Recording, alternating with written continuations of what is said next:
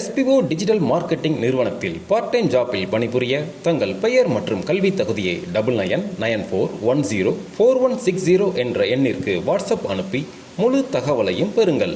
Skip பண்ணாதீங்க, பெரிய தப்பு. தினம் 300 ரூபாய் சம்பாதிக்க அரிய வாய்ப்பு. இன்ஸ்டாகிராம், Facebook பயன்படுத்த தெரிந்தால் போதும். Content post and content publishing மூலமா தினம் 300 ரூபாய் சம்பாதிக்கலாம். இந்த வேலை செய்ய 5 நிமிடம் போதும். Work training support, group communication support, all language customer live chat support, முக்கியமா சொந்தமா ஒரு பிசினஸ் ஸ்டார்ட் பண்ற அளவுக்கு உங்களால கற்றுக்கொள்ளவும் முடியும், சம்பாதிக்கவும் முடியும். இந்த வேலை வாய்ப்பு வழங்குவது 5 வருடத்திற்கு மேல ரன் ஆகிட்டு இருக்க நம்ம தமிழ்நாட்டு company school of business organisation private limited. மேலும் விவரங்களுக்கு டிஸ்கிரிப்ஷன்ல கொடுத்திருக்க நம்பருக்கு வாட்ஸ்அப் பண்ணுங்க.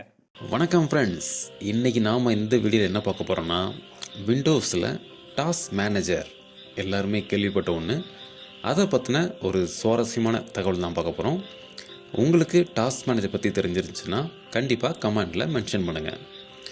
டாஸ்க் மேனேஜர் ஓப்பன் பண்ணுறதுக்கு குயிக் லான்ச்சில் இந்த மாதிரி ஓப்பன் பண்ணிக்கலாம். இதில் டாப்பில் பார்த்தீங்கன்னா என்னென்ன ப்ராசஸ் போயிட்டுருக்கிறதுக்காக, அதாவது கரண்டாக என்னென்ன ஆப் ரனில் இருக்குது, பேக்ரவுண்டில் என்னென்ன ப்ராசஸ் போயிட்டுருக்கு, இது இல்லாமல் விண்டோஸில் என்ன ப்ராசஸ் போயிட்டுருக்கு, இந்த மாதிரி எல்லா தகவல்களும் இந்த ப்ராசஸ் அப்படிங்கிறதுல இருக்கும். சைடில் பார்த்தீங்கன்னா CPU, மெமரி, டிஸ்க்கு, அப்புறம் நெட்வொர்க், இதோட யூசேஜ், இந்த அப்ளிகேஷன்லாம் ரன் ஆகிற எவ்வளோ யூசேஜ் இதெல்லாம் எடுத்துக்குது அப்படிங்கிற தகவல் இருக்கும். இப்போ நம்ம சாம்பிளுக்கு சில அப்ளிகேஷன் வந்து ஓப்பன் பண்ணி பார்க்கலாம். MS ஆஃபீஸ் 2 ஓப்பன் பண்ணி பார்ப்போம்.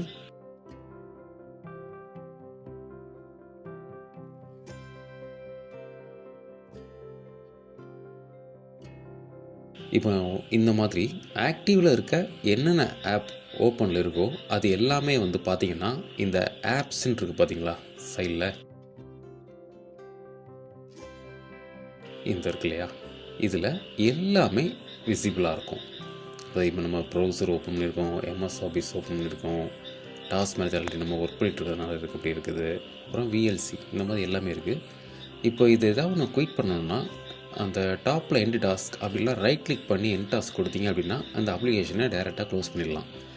இது வந்து எந்த பர்பஸ்க்காக யூஸ் ஆகுது அப்படின்னா, சம்டைம்ஸ் நம்ம ஒர்க் பண்ணிட்டு இருக்கும்போது சிஸ்டம் வந்து சில நேரத்தில் ஹேங் ஆகும்.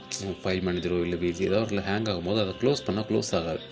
அந்த மாதிரி சமயத்தில் இந்த மாதிரி டாஸ்க் மேனேஜரில் போய்ட்டு நம்ம எண்ட் டாஸ்க் கொடுத்தோம் அப்படின்னா அது வந்து க்ளோஸ் ஆயிரும்.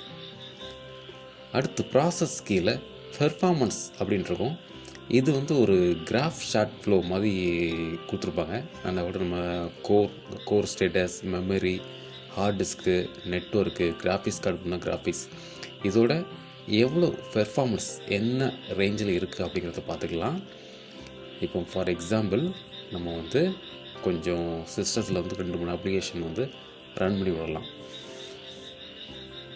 இன்டர்நெட் எடுத்துக்கலாம். இன்டர்நெட் பார்க்கும்போது நமக்கு ஈத்தர்நெட்டில் என்ன வேரியேஷன் இருக்குதுன்னு தெரியும். யூடியூப்பில் வந்து வீடியோ குவாலிட்டி வந்து 1080 வச்சு ப்ளே பண்ணுவோம். கொஞ்சம் பேண்ட்வித்து ஜாஸ்தியாக எடுக்கும். CPUவும் பெர்ஃபார்மன்ஸ் எந்த அளவுக்கு எடுக்கும் அப்படிங்கிறத நம்ம பார்த்துக்கலாம். ஒரு 2-3 டேப் ஓப்பன் பண்ணலாம்.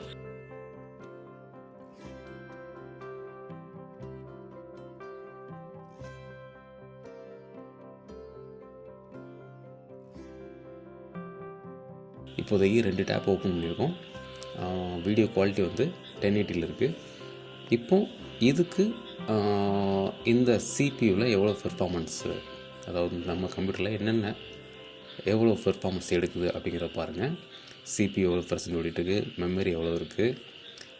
இப்போது மோஸ்ட்லி நம்ம நெட் யூஸ் பண்ணுறதுனால ஈத்தர்நெட்டில் தான் யூசேஜ் வந்து அதிகமாக இருக்குது.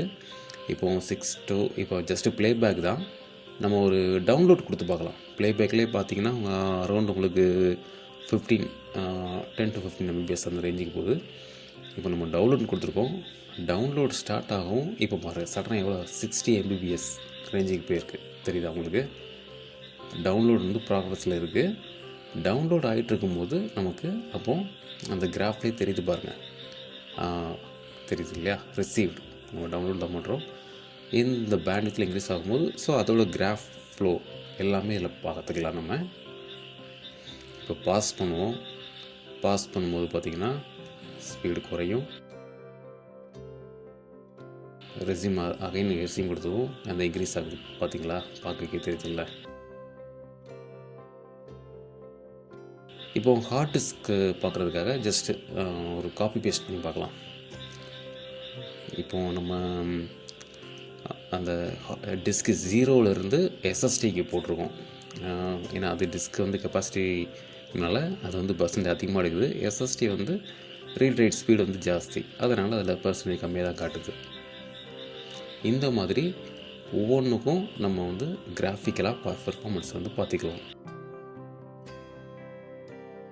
தேங்க்ஸ் ஃபார் வாட்சிங்.